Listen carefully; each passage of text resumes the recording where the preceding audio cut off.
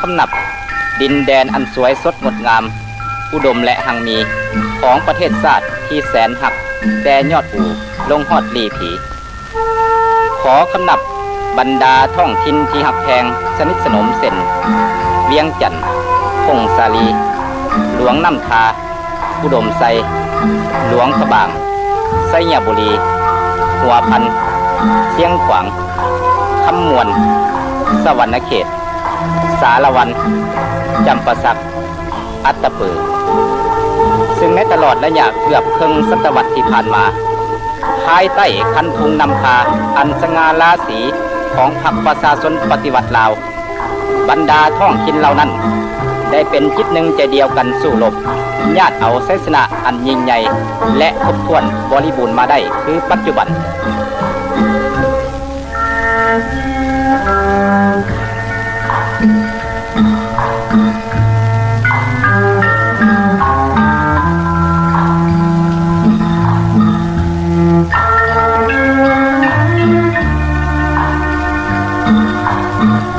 ขอคำนับนครหลวงเวียงจันทน์ผู้มีมูลเสื้อบนย้อมจำนวนซึ่งแต่ปี 1357 ภายหลัง 8 ปีทำการเคลื่อนทัพจากภาคใต้ขึ้นสู่ภาคเหนือเพื่อกอบกู้เอาอิสรภาพและท่อนโฮมดินแดนเป็นเอกภาพเจ้าฟ้างุ่มวิรชนแห่งชาติผู้ยิ่งใหญ่ได้ประกาศแถลงการอันเลื่องลือเกี่ยวกับสิทธิดำรงชีวิตและคุณค่าวัตถุจิตใจของคนลาวอยู่ในดินแดนแห่งนี้อยู่ในแห่งนี้ก็ได้มีเหตุการณ์ที่สำคัญยิ่งของการปฏิวัติของประเทศเฮากองประชุมใหญ่ผู้แทนประชาชนทั่วประเทศที่โฮมประชุมเป็นเวลา2 วันคือวันที่1และที่2ธันวาคมปี 1975ได้ตกลงลบล้างระบอบราชาธิปไตยสร้างตั้งประเทศสาธารณรัฐประชาธิปไตยประชาชนลาวขึ้นแต่งตั้งประธานประเทศ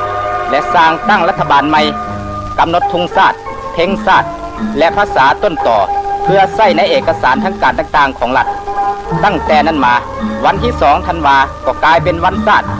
กลายเป็นมื้อบุญใหญ่อันเบิกบานมวลซื่นที่สุดของปวงประชาชนลาวเฮา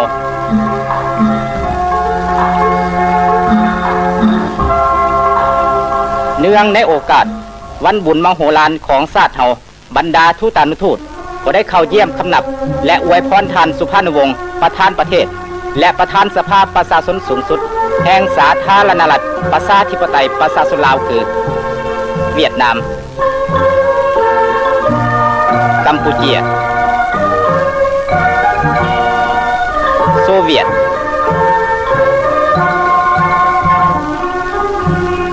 จีนคูบาโปโลยมองโกลีสาธารณรัฐประชาธิปไตยเยอรมันฮงการีเซโกสโลวากีสาธารณรัฐประชาชนประชาธิปไตยเกาหลีอินเดีย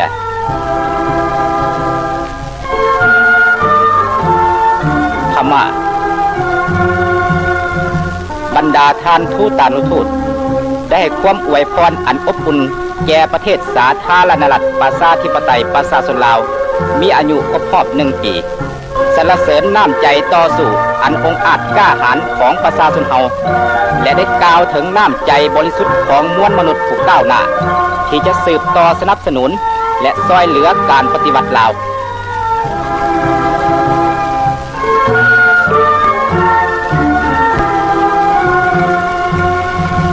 วันที่2ธันวาคมซึ่งเป็นวันชาติที่มีเกียรติสง่างามของชาติเฮาครบรอบ1 ปี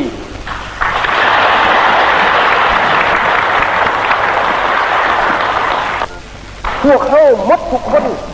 ไผก็ล้วนมีความสนใจที่เห็นว่าในปีหนึ่งที่ผ่านมาโดยการทดสอบนานาประการแต่เต็มไปด้วยความยุ่งยากอันหลวงหลายพ่ายมากนั้น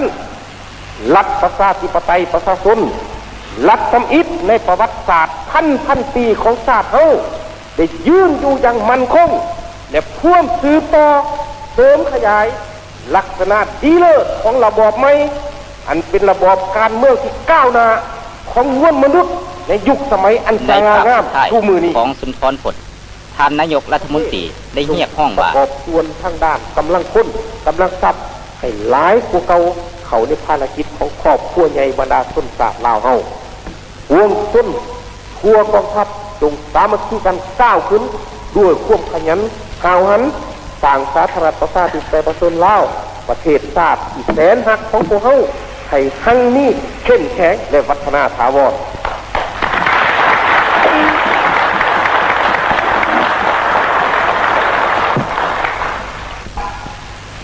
สาธารณรัฐประชาธิปไตยประชาชนลาวมันยืด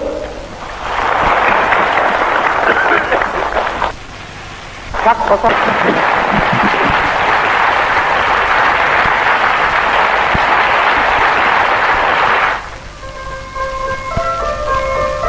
เศร้าของวันที่2 ธันวาคมต่างๆของมหาชนพนักงานทหารกรรมกรสาวหนุ่มกันมาเต้าโฮมที่เดินท่าเรือเพื่อร่วมงานชุมนุมและแห่ขบวนสวนสนามเฉลิมฉลองวันศาสตร์โดยแมนคณะปกครองแฝงและกำแพงนครเวียงจันทร์เป็นผู้จัดตั้ง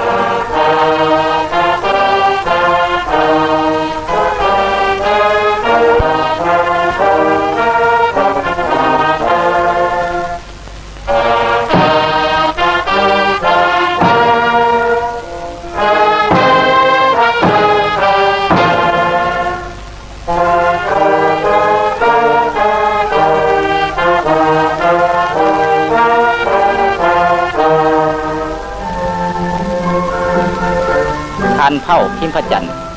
ประธานคณะปกครองกำแพงนครเวียงจันทร์อ่านคำปราศัยไขงานชุมนุมชนมโหฬาร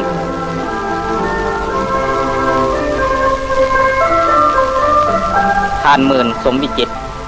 ประธานคณะปกครองแฝงเวียงจันทร์อ่านสุนทรพจน์ยกให้เห็นบรรดาผลงานอันเด่นของกองทหารและประชาชนในทั่วประเทศก็คือของประชาชนในแขวงและกำแพงนครเวียงจันทร์พร้อมกันนั้นก็เรียกห้องให้หมดทุกคนจงสู้สนญาติเอาผลงานอันใหญ่หลวงที่สุดในการปฏิบัติแผนการปี1977ในปีหนึ่งที่ผ่านมา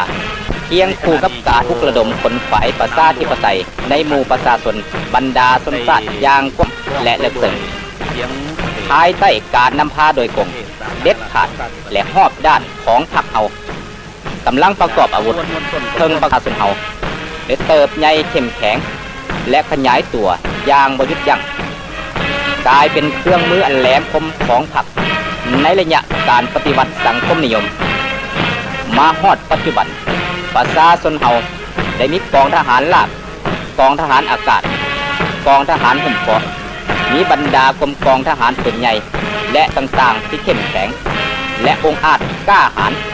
และความออกแข่งทำเพี้ยนการเมืองเทคนิคและยุทธวิธีอย่างบ่หยุดยั้งมีสติระวังตัวและพร้อมแล้วที่จะทำการสู้รบและสู้รบมีชัย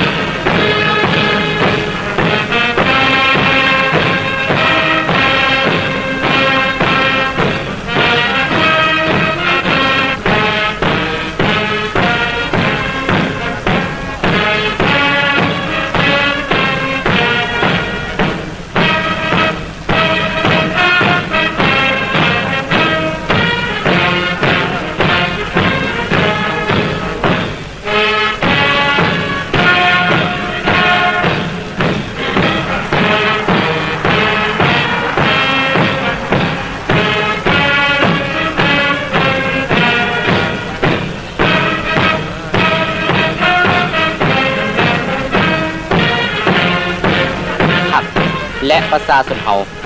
ได้ออกเหือเทแหงก่อสร้างกองทัพปลดปล่อยประชาชนลาวซึ่งเป็นแกนสารของกำลังประกอบอาวุธปฏิบัติให้กลายเป็นกำลังหลวงที่ทันสมัยแต่ละก้าวและมีความสามารถเพียงพอเพื่อปกปักรักษาบรรดามากผลการปฏิบัติของประเทศเฮาไว้ให้มั่นคงชั่วฟ้าดินสลาย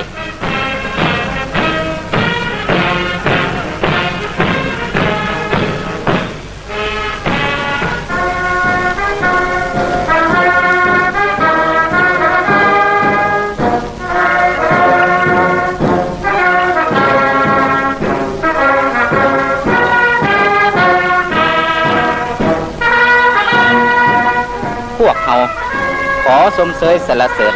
อย่างสุดอกสุดใจต่อบรรดากรมกองทหารท้องถิ่นและทหารลาดกองหลอนที่มีหน้าอยู่ในประเทศที่ได้เฮ็ดหลอนหน้าที่ปกปักรักษาระเบียบความสงบปกปักรักษาการผลิตปราบปรามพวกปุ้นและพวกนักสืบสอดแนมพร้อมทั้งจะเฮ็ดหลอนหน้าที่เรียกงานโฆษณาอบรมศึกษาให้ประชาชน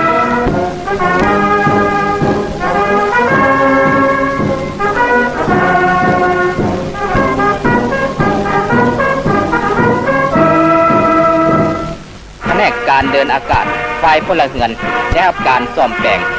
สายการบินไปต่างประเทศด้านรักษาไว้เกี่ยวการบินภายในประเทศได้ฟื้นฟูขึ้นใหม่และเปิดช่วงเติมอีก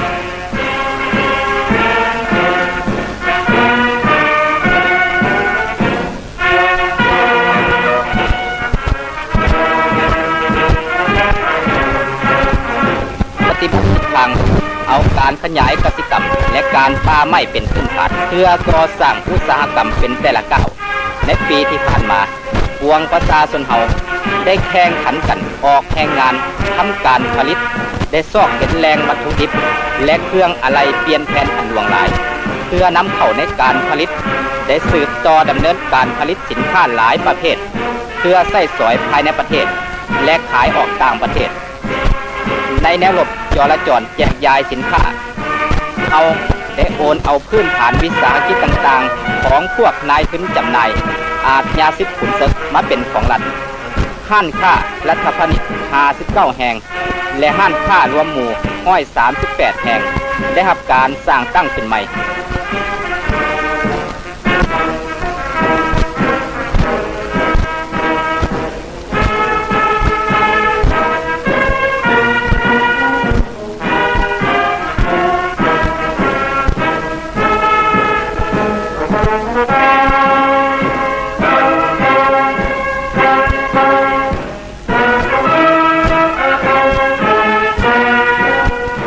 ภารกิจการศึกษาได้รับการขยายตัวอย่างรอบด้านทั้งด้านปัญญาศึกษาคุณสมบัติศึกษาศิลปะศึกษาและกายศึกษาตามทิศทางมีลักษณะศาสตร์ก้าวหน้าและมหาศาลเสริมขยายบรรดาผลสำเร็จก่อนหน้านี้ของแผนกศึกษาอยู่ในเขตปลดปล่อยเก่าในปัจจุบันโรงเรียนได้กลายเป็นบ่อนก่อสร้างพวกลูกหลานของประชาชนผู้ออกแห่งงานบรรดาชนชาติเป็นคนที่มีระดับการเมืองและวัฒนธรรมเพื่อรับใช้ภารกิจก่อสร้างประเทศชาติบ้านเมืองอย่างแท้จริงให้แห่งการบ่ฮู้หนังสืออยู่ในเขตที่หาก็ได้ปลดปล่อยนั้นแม้นได้คอยลบล้างระบบโรงเรียนขั้นต่างๆตั้งแต่ขั้นประถมขึ้นฮอดมหาวิทยาลัยอาชีวศึกษาสั้นกลางแม้นได้รับการปรับปรุงและเปิดกว้างออกในปีนี้ไล่เฉพาะโรงเรียนมัธยมศึกษาเท่านั้นก็ได้เพิ่มขึ้นเป็นจำนวนทั้งหมด110แห่ง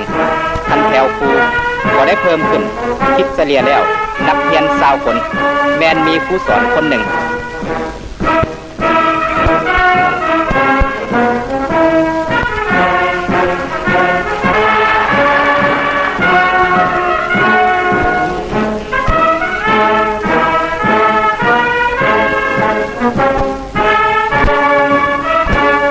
สาธารณรัฐประชาธิปไตยประชาชนลาวมั่นยืนกำเนิดขึ้นประเทศสาธารณรัฐประชาธิปไตยประชาชนลาวแม้นใช้ชนะอันสง่าราศีและหุ่นเมืองเหลืองเลือดที่สุดที่บ่เคยมีมาจักเทื่อในประวัติศาสตร์หลายพันปีของชาติเฮาประเทศลาวซึ่งแต่ก่อนเป็นประเทศศักดินาและล่าหลังนั้นได้หลุดพ้นออกจากความมืดมนและก้าวเข้าสู่เส้นทางที่เต็มไปด้วยแสงสว่างเลื่อมประกายตลอดกาลความทุกข์ยากลำบากและความแน่นอังในอกของประชาชนเฮาย้อนประเทศชาติเป็นเมืองขึ้นของต่างดาวเป็นเวลาเกือบศตวรรษนั้นมาเดี๋ยวนี้ได้รับการปลดปล่อยให้หลุดพ้นออกจากแอกขาดทาสอย่างสิ้นเชิงและกลายเป็นประเทศเอกราชที่มีอำนาจอธิปไตยมีฐานะบทบาทที่สมเกียรติในเวทีสากลประชาชนบรรดาชนชาติลาวเคยมีมูลเสื่อขยันหมั่นเพียรในการออกแข่งงานและหักหอมชีวิตของตนแต่ว่าก่อนหน้านี้ย้อนถูกกดขี่คู่ทีดอย่างนักหน่วงที่สุดเขาเจ้าจึงถูกตกเข้าในความโง่เจ้าล่าหลัง และทุกข์ยากลำบากเป็นเวลาหลายเส้นคนเดี๋ยวนี้เขาเจ้าได้กลายเป็นเจ้าของประเทศชาติและเป็นเจ้าของสังคมตลอดกาลนั่นเป็นความจำเป็นทางประวัติศาสตร์นับแต่นี้ต่อไปบ่มีจักรพรรดิตัวใดบ่มีพวกปฏิการใดจะสามารถเฮ็ดให้สภาพการดาวดินและเฮ็ดให้กงล้อประวัติศาสตร์หมุนทวนขึ้นได้อย่างเด็ดขาดตั้งแต่นั้นมาอยู่ทั่วทุกแห่งหนของประเทศเราได้มีบรรยากาศอันเบิกบานมวลซื่นย้อนเสียงแคนเสียงกลองพร้อมด้วยเสียงห้องลำทำเพลงที่แสดงความหักแพงอันดูดดื่มต่อชีวิตใหม่หักศาสตร์และหักการออกแห่งงานพวกเขาเข้าใจได้อย่างจะแจ้งว่าความยุ่งยากยังมีหลายอยู่แต่ว่าด้วยความเสื่อมั่นในอนาคตพวกเขาจะก้าวอย่างมั่นคงและไวบา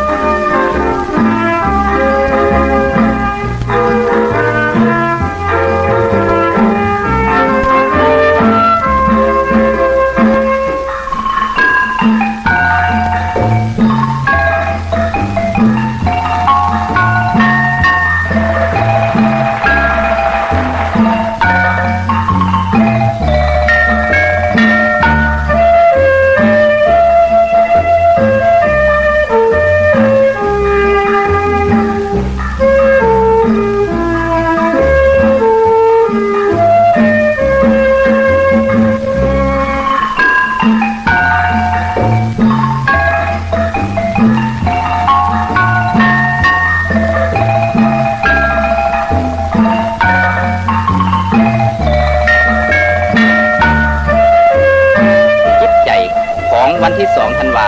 มันยืนตลอดกาลวันที่2 ธันวาชัยชนะของประชาชนเฮาแม่นชัยชนะของเจตจำนงบ่อ่อนยอมจักเถื่อของน้ำใจรักชาติอันนักแน่นของความองอาจกล้าหาญที่ได้ฝึกฝนหล่อหลอมโดยผ่านหลายเส้นคนชัยชนะนั้นชนะของลัทธิมักเลนินอยู่ประเทศลาวอันสง่านี่ก่อนอื่นหมดแมนของพรรคประชาชนปฏิวัติลาวผู้พิชาสามารถที่ได้ทดสอบมาแล้วในแปลวไฟแห่งการสู้รบ1 ปีเป็นเพียงระยะเวลาอันสั้นเท่านั้นแต่ว่าระยะเวลาเพียงพอสำหรับยืนให้เห็นลักษณะดีเด่นและความมั่นคงทางอธิปไตยประชาชนความขนมใจในเกียรติอันสง่าประชาชนเฮาเบิกบานม่วนซื่นก้าวเข้าพันลบซึ่งเป็นการสู้รบเพื่อวัฒนาถาวรเพื่อชีวิตการเป็นอยู่ยิ้มน้ำสำราญและหาทุกอย่างแท้จริง